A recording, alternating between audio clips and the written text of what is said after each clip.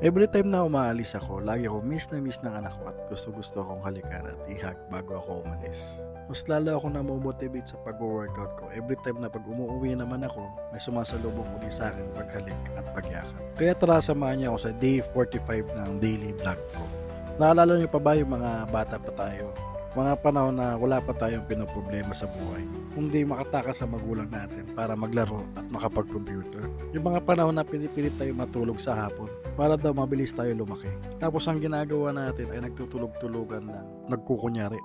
Yung isa-isa pa tayong tinatawag sa pangalan natin para magkasabay-sabay lang tayo kumain sa lamesa. At yung hindi ko makalimutan nung bata ako, every time na uuwi kami ng gabi, automatic may habol na sa yung walis tambo.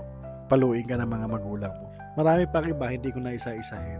Habang tumatanda ako, napagtatando ko kung bakit ginagawa ng magulang sa atin yung mga yon.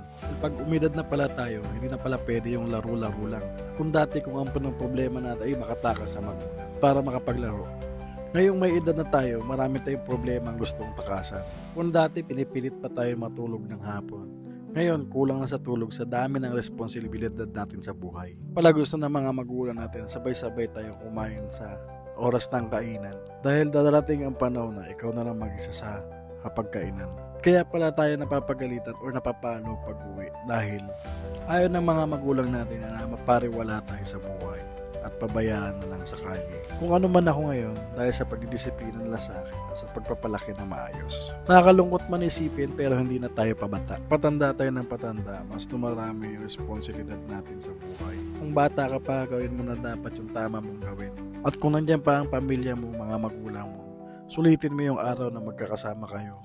Dahil darating yung panahon na kailangan mo nang bumukod sa kanila. Kung may pagkakataon kayo, sabihin nyo din na mahal nyo rin sila. Higit sa lahat, ibigay mo lahat ng kaya mo ibigay sa magulang. Dahil napakasakit at napakalungkot pagka may kulang at meron ka hindi na ibigay sa magulang. Kung hindi ka sa akin nakapalo, baka hindi mo na makita itong content ko. Kung nakapalo ka naman, sana yung content ko nagbigay ng inspirasyon para sa'yo. Kaya i-follow nyo na yung page ko para update dito sa mga next videos na inalabas ko.